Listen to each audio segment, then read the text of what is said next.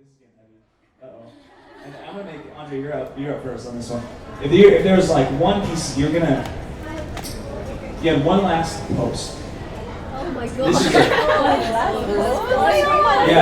I'm not saying it's real. This is imaginary. Let's put this in that. But you have one last post, and you have to say goodbye to everybody, and you have to give them one piece of advice or say one thing about who you are. What would that post be, and what would you say?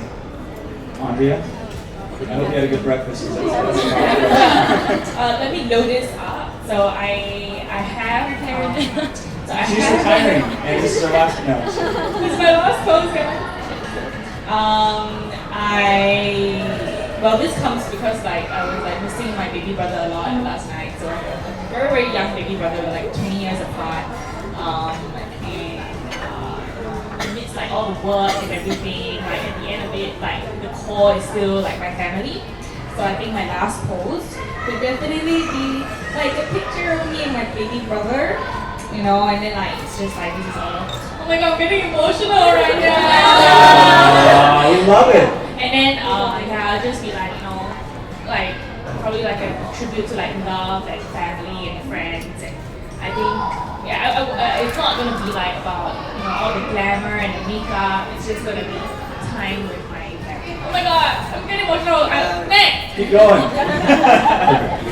just wanted to ask you guys, do you guys ever get tired of having to constantly update your lives on social media and let everyone know what you're doing and stuff like that, Because honestly, personally for me, social media, I didn't quite constantly, but after a while I get tired and just okay, people don't need to know what I do, that kind of thing. So I've always wondered whether you guys get tired.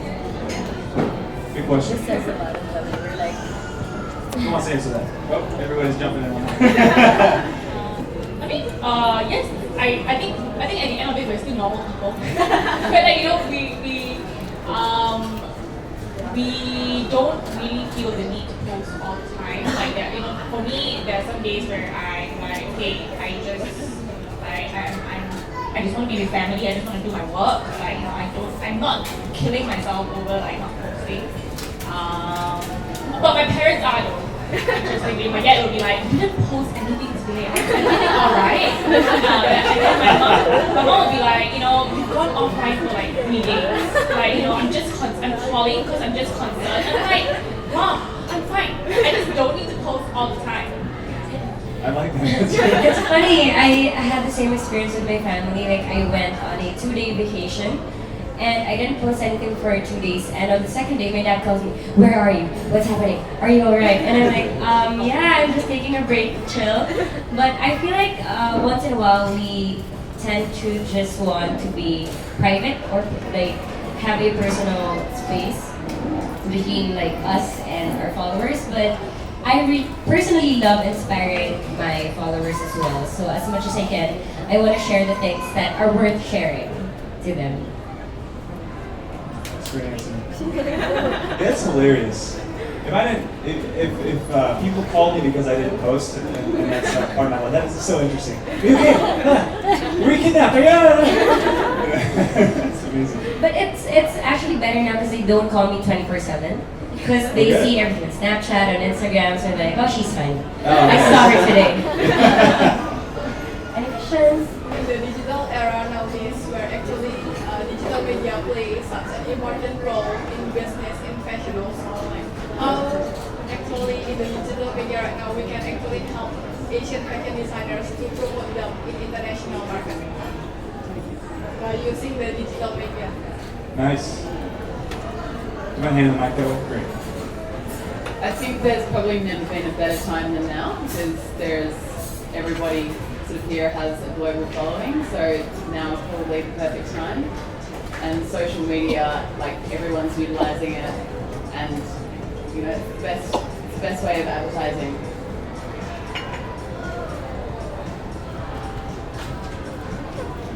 I think it's really important to promote designers now. I think if you take Singapore for example, I would think maybe 3 or 4 years ago, a lot of Singaporeans won't know a local brand. But at least now, one of us, or if you ask anybody, they can name at least one local brand. And I attribute that to social media and all that. But I think what is really important is also I think we have this misconception that logo designers are not wearable. You know, like, oh yeah, it's designer, I can't wear it, or you know, it's too avant-garde. But you know, the whole point about social media and about sharing like your OOTDs, you know, is to show that designers are wearable, you know, and you know that every person has their own interpretation of how to wear a designer, and I think that's what designers should do. Is that you know like people should wear designers more and local designers more. You know, and I think people also have this misconception that it's very expensive, but it's not. You know, there's a lot of brands that are very that price point wise is really affordable. And yeah, it's just getting the word out, people wearing it more often, and I think when we wear it more often, it becomes a national identity in a way. So we use social media a lot to promote whatever we sell, their collections. But I find that Twitter, Facebook, they don't work. Twitter especially because it's visual. You know, you want to see the clothes. So Instagram is the best so far platform that we use, and I think it's really so powerful because, like Laurie said, everyone has a different take. So when we give to influencers or when we engage influencers, everyone wears it differently. Like when I wear the hijab, I can still wear off shoulder, you know, with a shirt inside. Actually, my sister's wearing it right now. See, she's wearing something. But other people might wear it differently. So it's sorry, distract. So yeah, social media, Instagram especially is super powerful. So how important is skincare to that part of the process? When you're actually taking care of who you are, taking care of your skin, when you're posting and doing all this stuff, talk about that. I think pictures not so much because you can always find a good angle to like maybe hide like a pimple or something, or like stand really far away, you know, so that like you can't even see your face. Put on a big hat. But I think I started like being really like conscious about my skin. It sounds really superficial, but when Snapchat and Instagram story was like, you know, all the rage, so it's like more video, more real time. And you know, I know it's supposed to be unfiltered, but I'm like, I can't hide behind like, you know, a shot that's like super far away because Snapchat is like this close and like, you know, you're in like everybody can see your skin, and I know it's supposed to be like, you know, not filtered in a way, and you can look like as silly as you want, but it's kind of like, you know, a little bit I get a little bit self-conscious in a way. So when I started taking care of my skin, I started using like, you know, SK2, the facial treatment essence, you know, and I use like, I moisturize my face, I make sure that I really clean like, you know, I do like proper cleansing, and then I notice like an improvement in my skin, and you know, kind of like, but now I'm okay to Snapchat. Like Instagram story. Previously I'd be like, nah, no, I can't Snapchat right now. Thanks to SK2, I can now Snapchat and Insta story all day.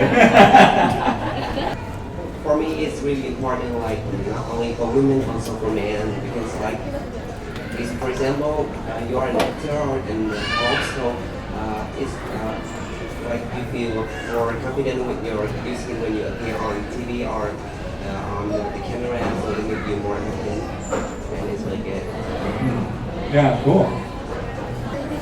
All the music. Let's dance.